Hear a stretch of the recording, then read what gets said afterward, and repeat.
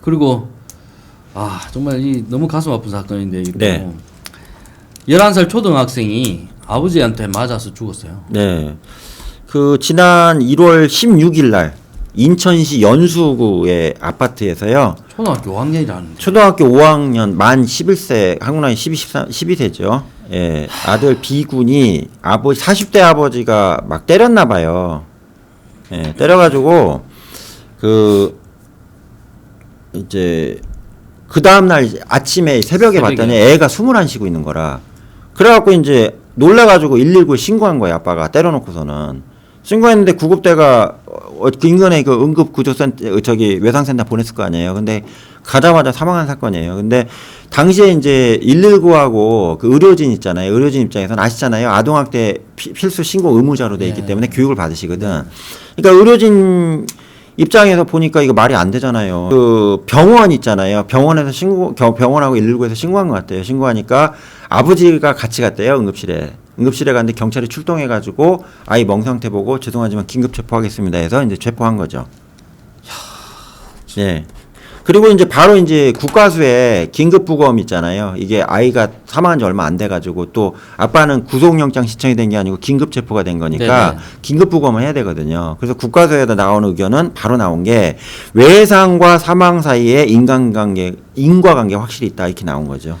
예, 그러니까 이 온몸에 멍이 보였던 이거와 사망 사이에 관계가 분명히 있다. 이거 뭐 맞아한 거죠. 뭐. 그러니까 김복준께서 항상 얘기하시잖아요. 그러니까 멍이 시퍼렇게 든 피하출혈 같은 경우에는 피가 손실이 난 거기 때문에 몸 안에 있다 하더라도 얘는 피가 다 죽어버린 거거든요.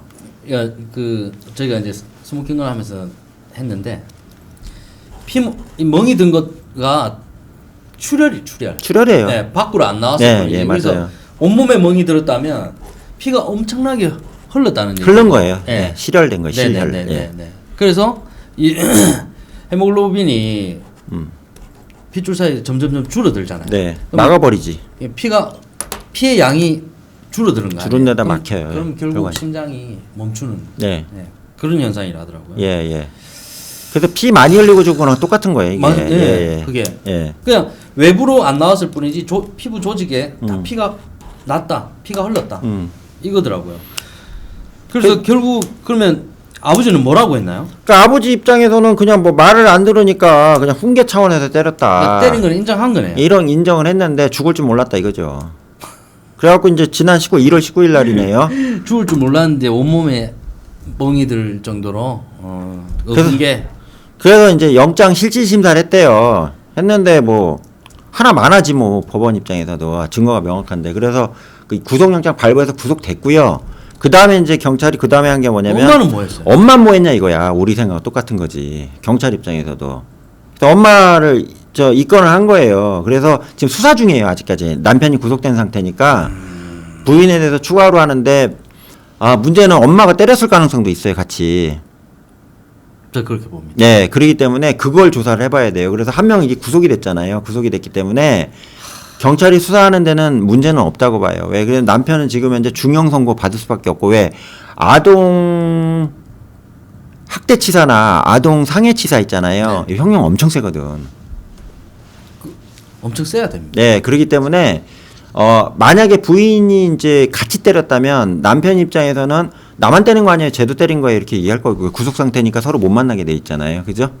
또 부인 입장에서는 자기가 혹시 때렸는데 빠져나가려고 해도 빠져나가기 쉽지는 않다는 얘기예요. 그래서 저쪽에 한 명이 구속이 돼 있기 때문에. 그래서 그 부분은 시간을 주고 보고 조사해도 될 것 같고요. 또 하나는 이 아이가 지금 공동주택에서 살았을 거예요. 연수구 아파트에 살았잖아요. 그러면 아이가 이렇게 죽기 직전까지 맞았다면 최소한 제 추정은 3번에서 5번 정도 이 정도 맞아 죽을 뻔할 정도로 맞은 적이 있을 거라고 보거든요. 그렇죠. 그러면 그거 관련해서 애가 비명 지르고 살려주세요, 도와주세요 하는 이런 얘기를 했을 거기 때문에 주변에 이제 아파트니까요. 알겠죠.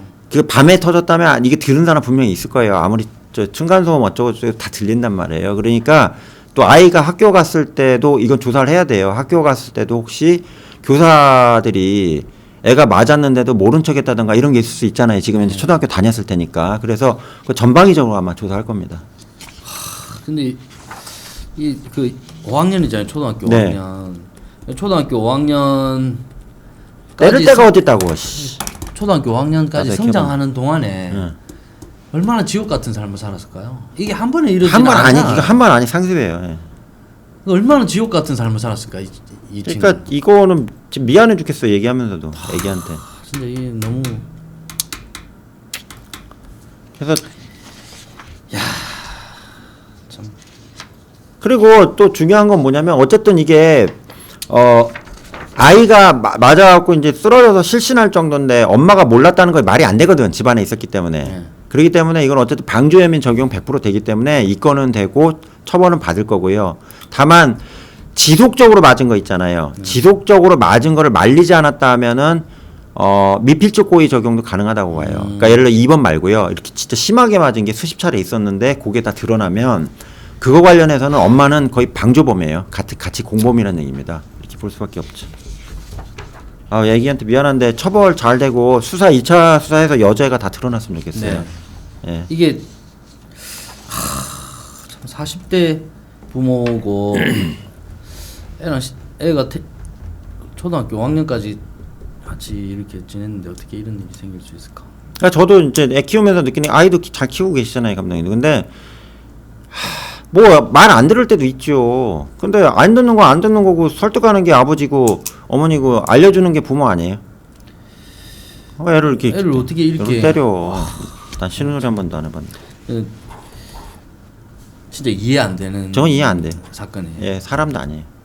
사람 아니에요 진짜. 예, 엄마도 난 이해가 안 돼. 엄마도. 물론 어머니가 그 아버지한테 계속 맞아갖고 뭐 쉽게 얘기하면 한 거 불능 상태였기 때문에 그럴 수 있다. 이럴 수는 있다고 봐요. 근데 나빠. 그렇다더라도 애가 죽고 안 죽고는 별개 문제 이게. 예. 그럴 가능성도 어쨌든 있네요. 예, 봐야 된다는 그런 것들이 얘기입니다. 좀 잘 밝혀졌으면 좋겠습니다. 네.